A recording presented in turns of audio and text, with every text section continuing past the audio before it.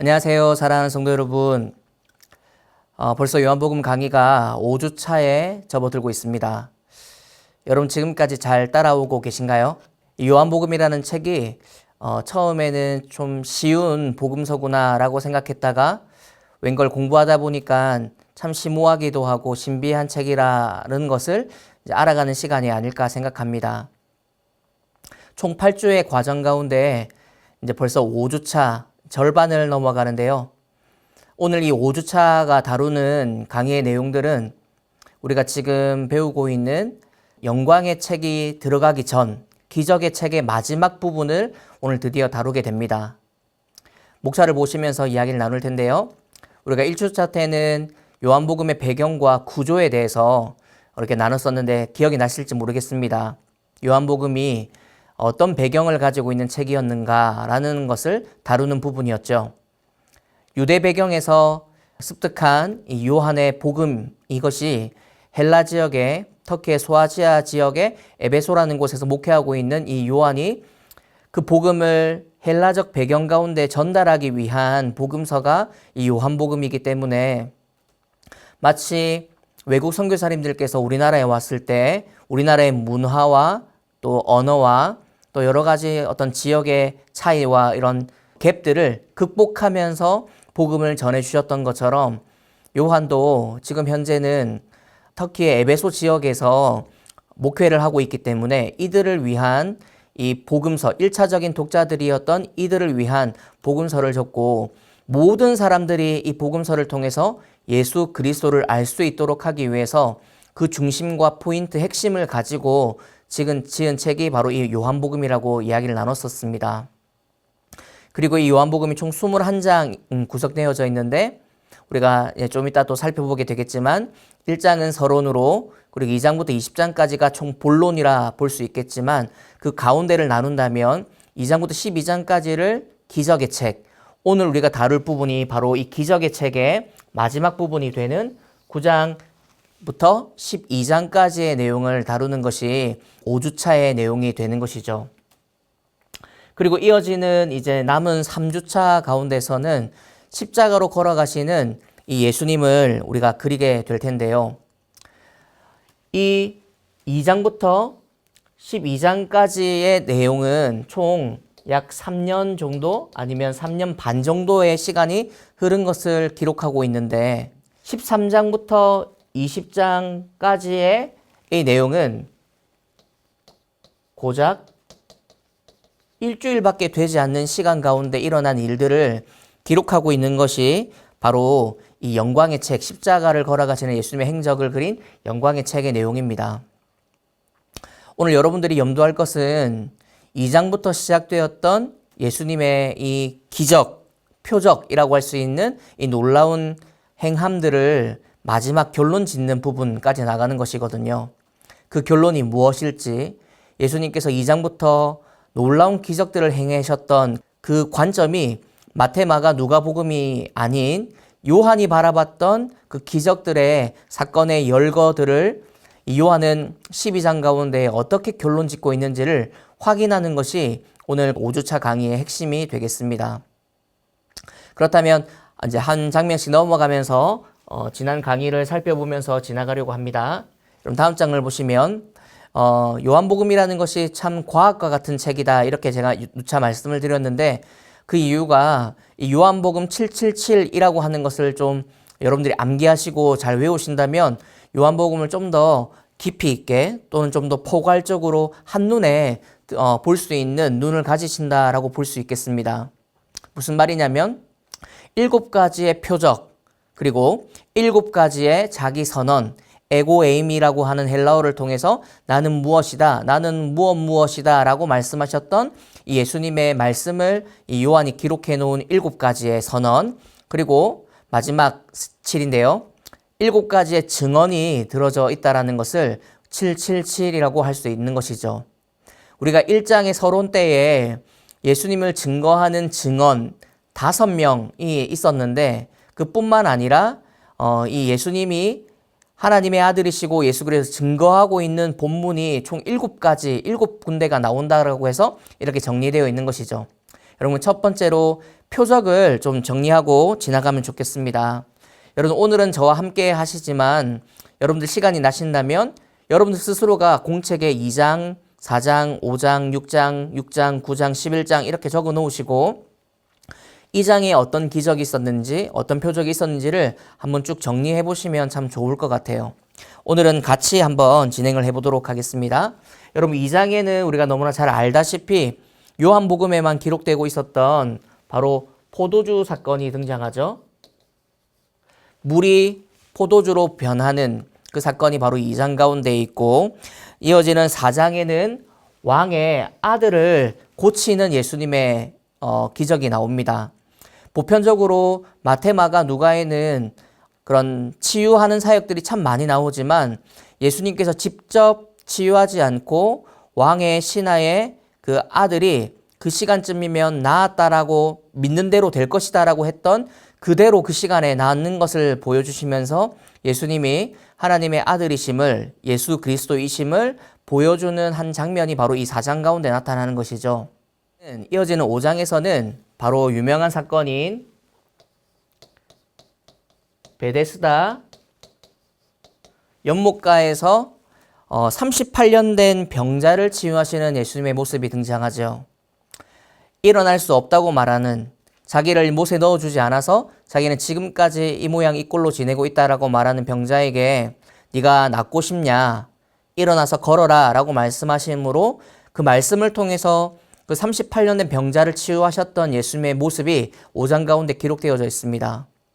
그리고 이어지는 6장에서는 두 가지의 기적이 나오는데 하나는 복음서 전체에 기록되고 있는 가장 유명한 사건이라고 볼 수 있는 오병이어 사건이 6장의 초반부에 기록되어져 있고 그리고 이어지는 그 장면 그러니까 오병이어 사건이 있은 후에 많은 사람들이 예수님을 임금으로 삼고자 하니까 그들의 배고픔을 달래주고 기적과 같은 일들을 하니 이분이 우리의 왕, 우리의 임금이 되면 좋겠다라고 말했던 수많은 백성들을 뿌리치시고 예수님께서 한적한 곳으로 가셨다가 제자들에게 돌아갈 때에 그 물 위를 바로 걸어가시는 그 장면이 바로 6장에 같이 기록되어져 있습니다.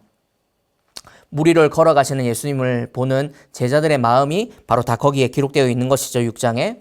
그리고 이어지는 9장에 보면 바로 소경, 맹인을 고치시는 맹인의 눈을 뜨게 하셔서 고치시는 장면인데 바로 실로암이라고 하는 이 물에 가서 씻으라라고 하는 유명한 사건이죠. 여러분 오늘 우리가 바로 이 9장부터 살펴보게 되는 것이 바로 5주차의 과정인데요. 9장, 10장, 11장, 12장 이 가운데 가장 유명한 사건들이 다 들어가 있습니다. 네, 9장에는 맹인을 고치셔서 많은 사람들을 놀래키는 장면이 바로 9장 가운데 기록되어져 있는 것이고요. 마지막으로 11장에 보시면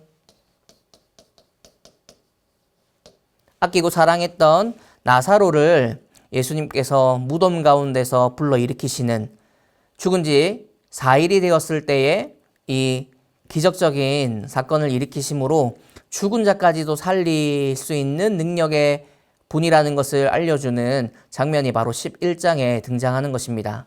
여러분 이것이 바로 7가지의 표적입니다.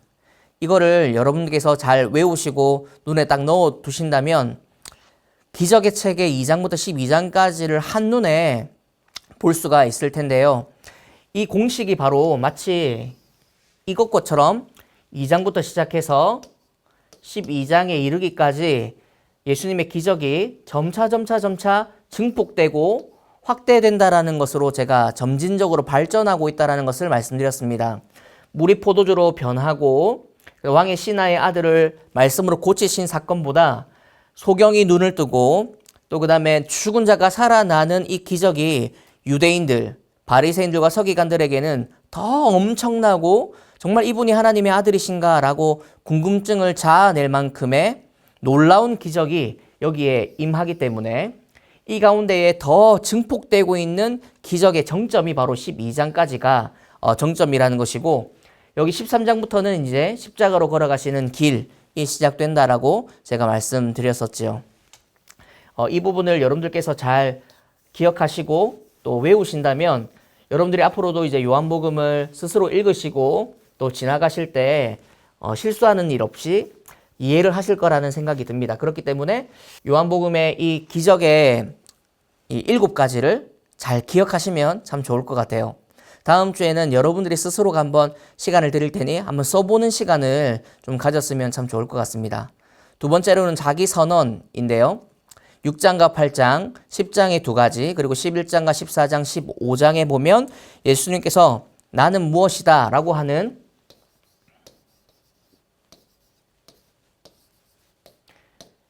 에고 에임이라고 하는 헬라어를 쓰면서 7번이나 나는 무엇이다 라는 말씀을 계속하고 있는데요. 이 6장에 보면 예수님께서 나는 생명의 떡이다 이렇게 말씀을 하셨고 8장에 보면 나는 세상의 빛이다 이렇게 말씀하셨습니다. 여러분 이게 상관되고 이어지는 부분이 있는데요. 생명의 떡이다 라고 말씀하시는 부분과 함께 있는 장이 오병이어 사건이죠. 그리고 8장에 나는 세상의 빛이다 라고 말씀하시고 난 다음에 9장에 눈먼 자 소경의 눈을 뜨게 하시는 예수님의 장면이 등장합니다. 이처럼 이렇게 좀 상관성을 가지고 예수님께서 자기 선언을 하신다는 부분들이 있다는 것이죠. 이어지는 10장에 보면 2가지의 자기 선언이 나오는데 나는 양의 문이다 이렇게 말씀하시는 예수님, 그리고 그 양의 문이라는 표현을 더 잘 해석하고 이해시키기 위해서 나는 삭군이 아니라 선한 목자다 이렇게 말씀하시는 예수님의 모습을 볼 수 있는 것이 바로 10장입니다.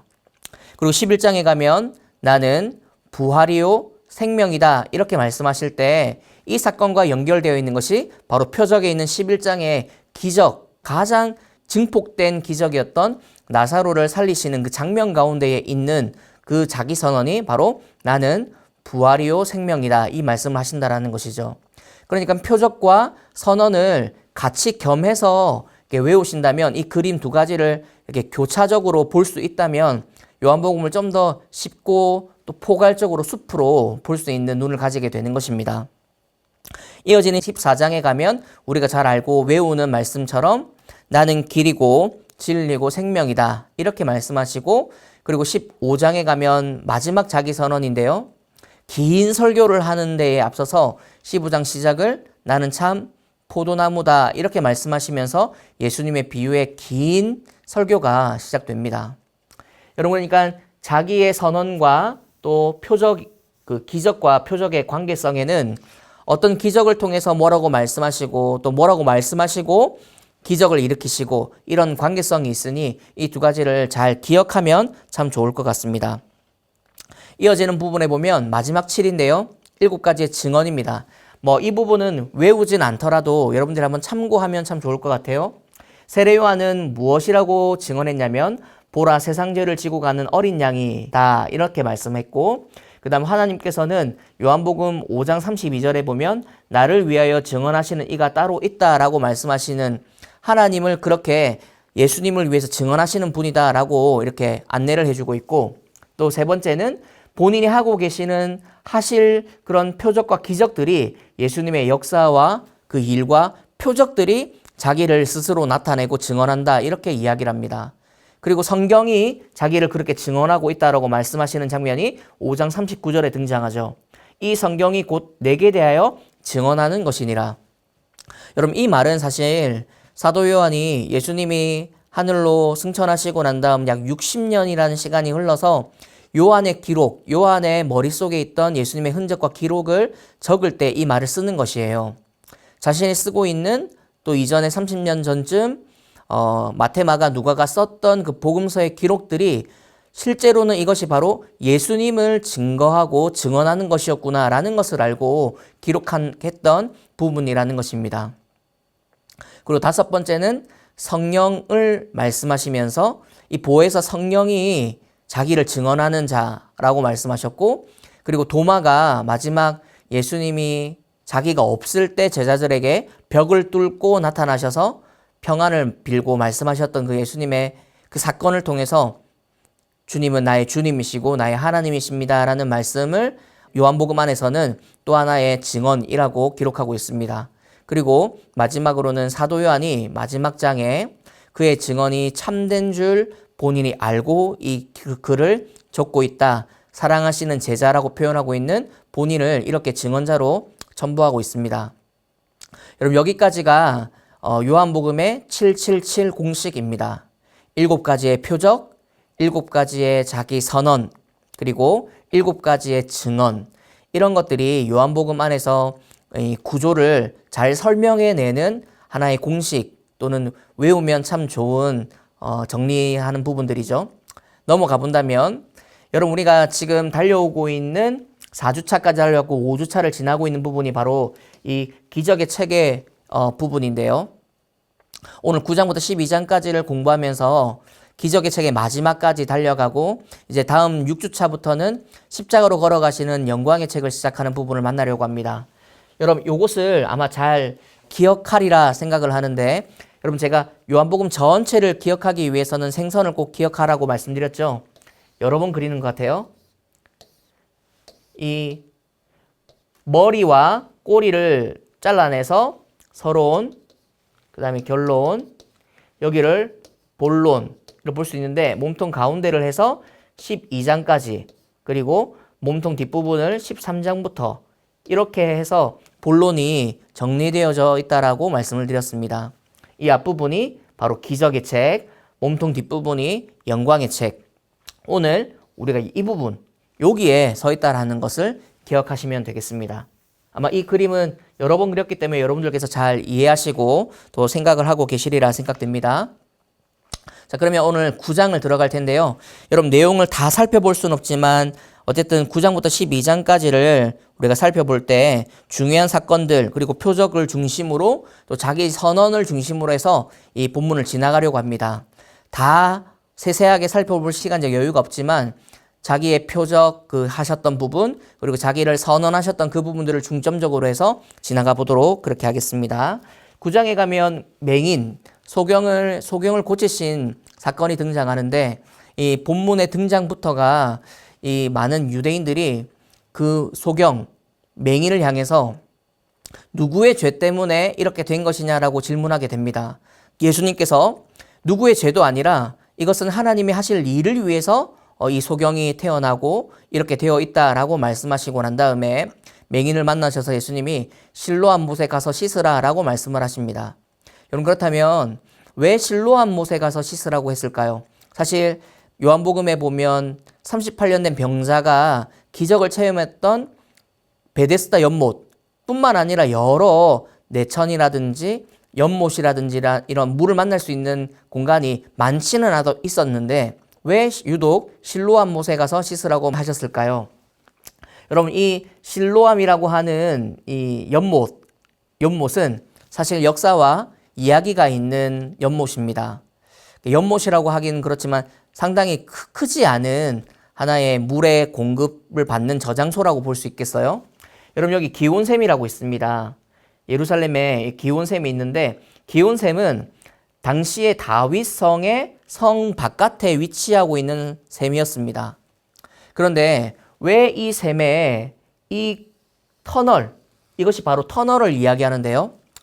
이 히스기야 터널이라고 하는 것인데 히스기야 터널을 저 끝에서부터 한쪽이 시작을 하고 또 이쪽에서 시작을 해가지고 두 가지의 이 터널이 만나서 길에 만나 뚫어내는 것이 바로 히스기야 터널인데 약 530m 이상 되는 그 정도 되는 정말 길이가 엄청난 터널을 이때 당시에 기술력으로 뚫었다라는 것이에요.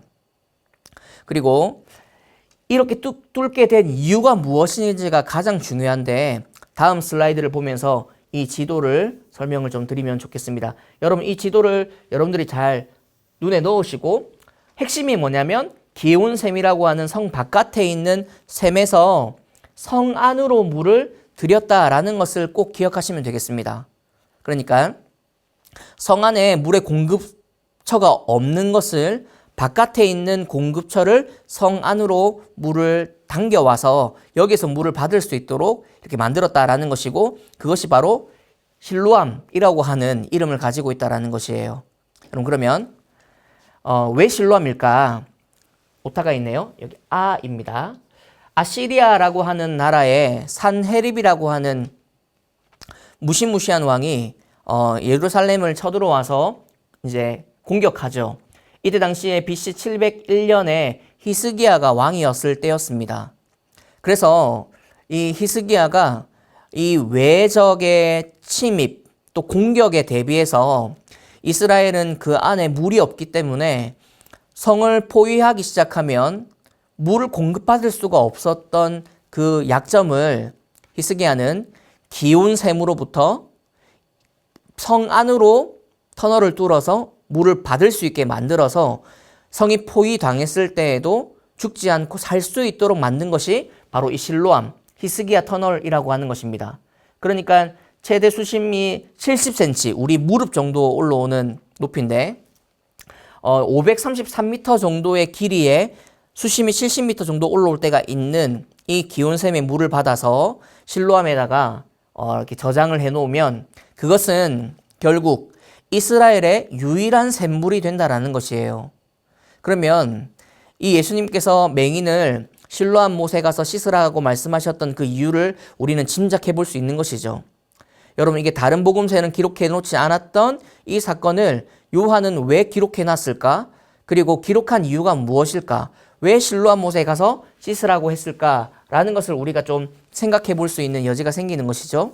저는 그것이 이스라엘의 유일한 샘물이 되는 그 실로암이라고 하는 것을 영적 의미로 좀 더 다시 바꿔본다면 소경을 유일하게 치료할 수 있는 분 예수 그리스도를 나타내는 하나의 힌트이자 또 하나의 어떤 사인이지 않을까라고 생각해 볼 수 있는 여지가 충분하다라는 것입니다. 여러분, 그러니까 이 소경이 사실은 실로암 못에 가서 눈을 뜨고 난 다음에 받는 공격들이 있었습니다. 바리새인들이 안식일에 어찌 이런 일을 할 수 있느냐라고 막 따져 물으면서 예수님을 어렵게 만들었고, 또한 뿐만 아니라 이 소경을 되게 힘들게 했으며 그 부모까지도 찾아가서 어찌 이런 일이 있었는지 부모에게 대답을 요구합니다. 근데 부모들은 자기도 모르겠다며 발뺌을 하죠. 오리발을 내밉니다.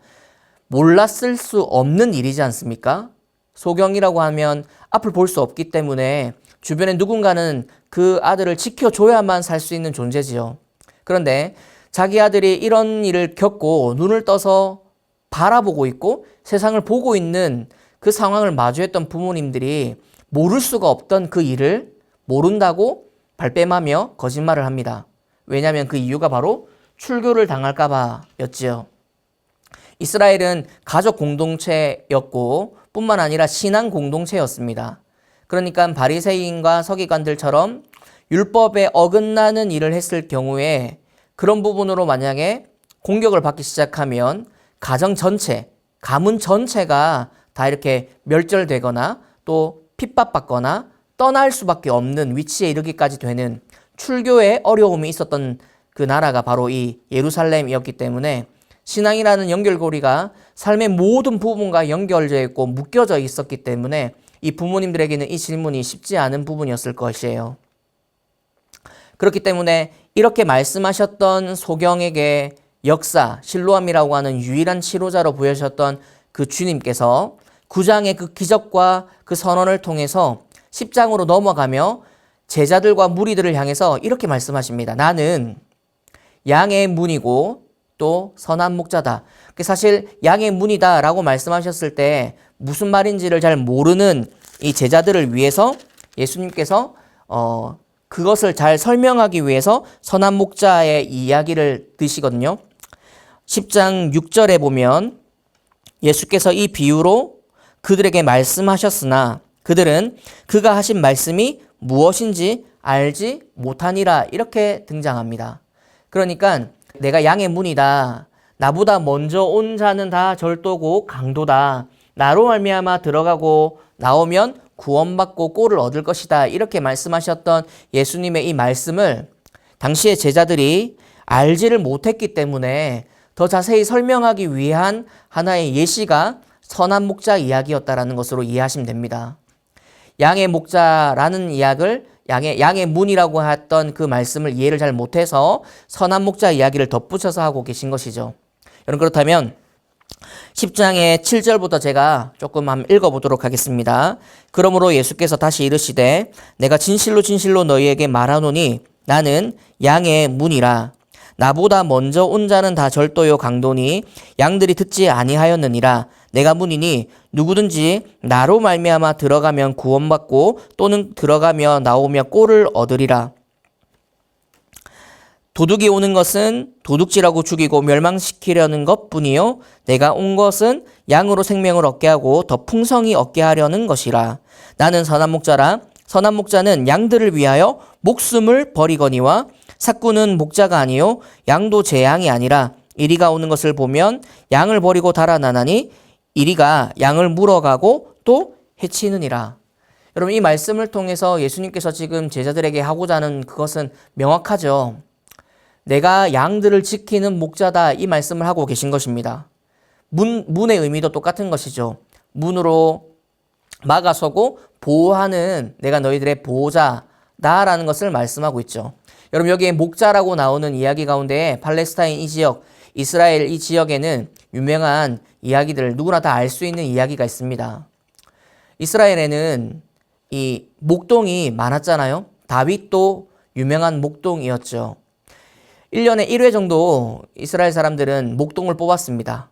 왜냐하면 당시에 한 가정이 이 양을 100마리씩 가질 수 있는 거부는 잘 없었기 때문에 5마리든 10마리든 20마리든 자신의 형편에 따라서 이 양들을 키워나갈 때 이 밤에 양들을 지킬 만한 우리, 또 그 우리를 지킬 목자가 필요했던 것이 현실이었습니다. 그러니까 내가 혼자 담당하는 양이 우리가 없고 보통 5마리씩 10마리씩이 모여져서 약 100마리 정도가 모이면 하나의 우리가 형성되는데, 그 집합 공동체 우리를 지키는 목자를 특별히 좀 쉽게 말하자면 알바생을 뽑는 것이 바로 이 관례였습니다. 주어진 양들을 위해서 목숨을 버리고 지킬 수 있는 목동을 뽑는 것이었죠. 여러분, 그런데 왜 예수님께서 이 선한 목자 이야기를 하시며 자기가 이런 목자다라고 말씀하실까요? 이 팔레스타인 지역에 목동을 뽑을 때는 하나의 중요한 기준이 있다 했습니다. 그것은 옷을 벗어서 옷통을 벗겨가지고 이제 몸을 살피는 것이었죠. 여러분, 이렇게 이야기를 들으시면 왜 옷통을 벗겼을까? 이게 바로 딱 떠오르는 생각이 무엇이에요? 근육이 많거나 아니면 어깨가 딱 벌어져서 아니 막 덩치가 좋거나 어떤 짐승이나 어떤 도둑들이 와도 이길 수 있을 만큼의 근육과 또 힘을 보기 위해서 우통을 벗기겠구나 생각하겠지만, 여러분, 그렇지 않습니다. 왜 우통을 벗기냐면 몸에 상처난 흔적이 있는지를 찾는다라는 것이죠. 무슨 말일까요?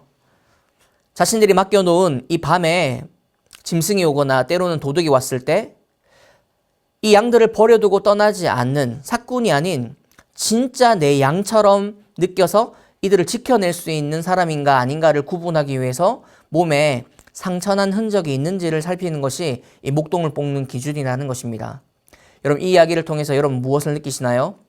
예수님께서 내가 선한 목자다라고 말씀하시면서 나는 양들을 위해서 목숨을 버린다라는 이야기는 우리가 받아들이는 것보다 이때 당시에 유대인들이나 예루살렘 사람들이나 팔레스타인 지역에 있던 모든 사람들은 뼈저리게 잘 알 수 있는, 피부로 와닿는 말이라는 것이에요.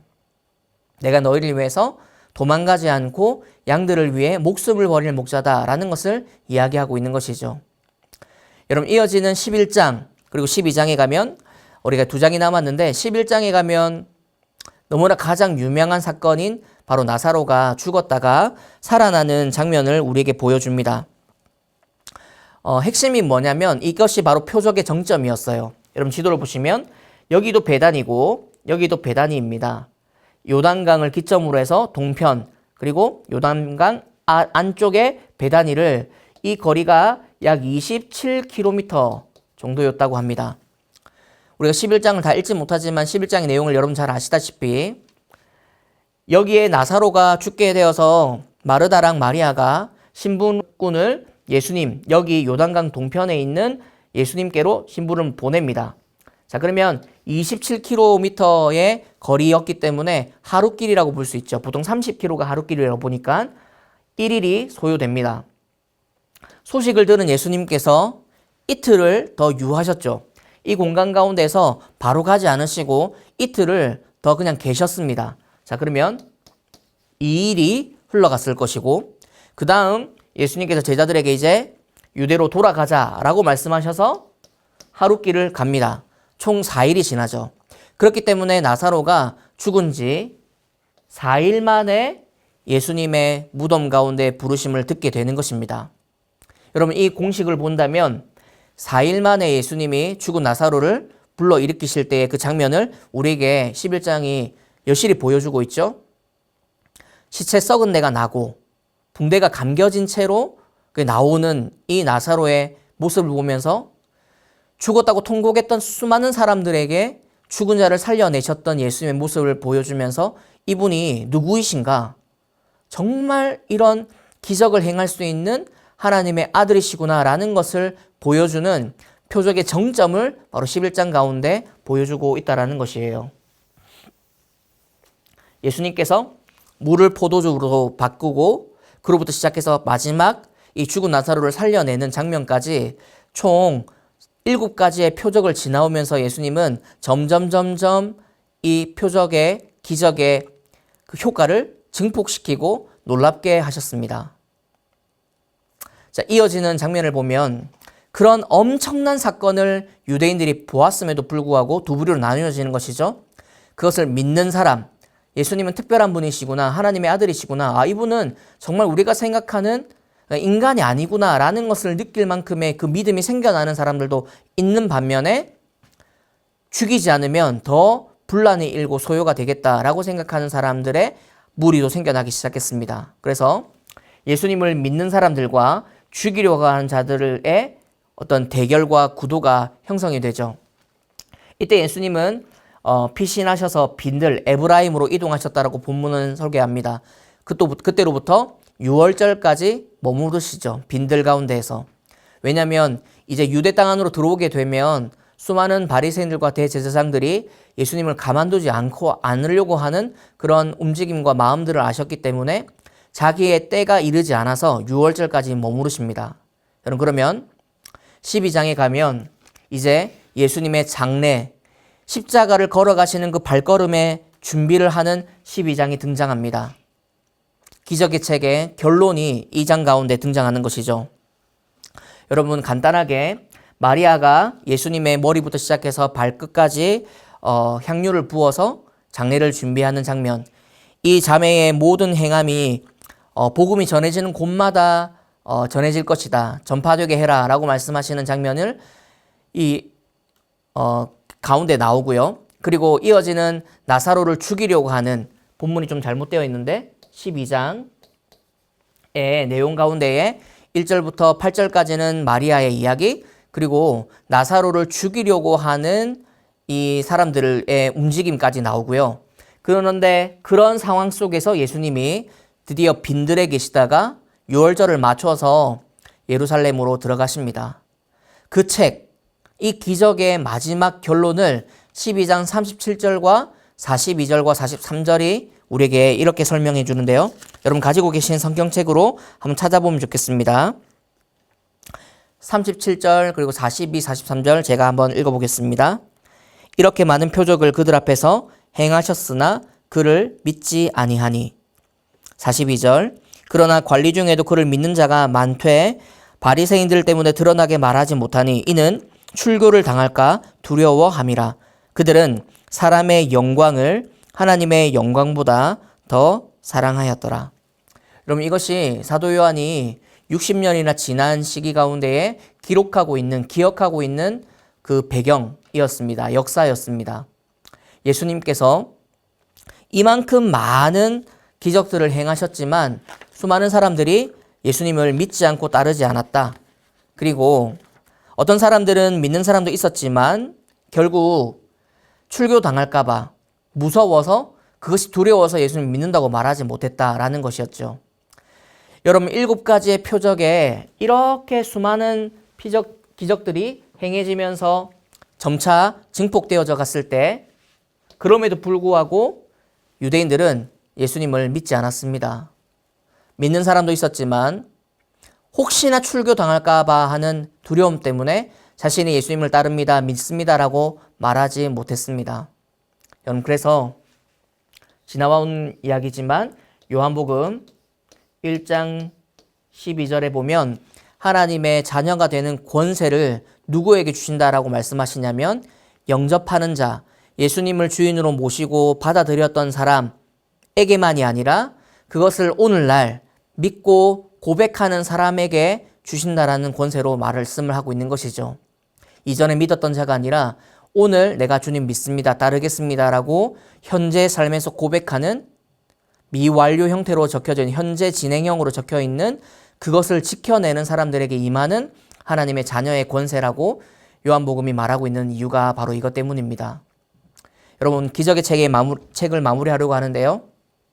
이렇게 많은 표적을 행하셨지만 예수님을 믿지 않았던 유대인들, 그를 향한 사도 요한의 그 눈, 역사의 기록은 이렇게 많은 표적을 행하셨지만 그들이 믿지 않았다로 끝나고 있습니다.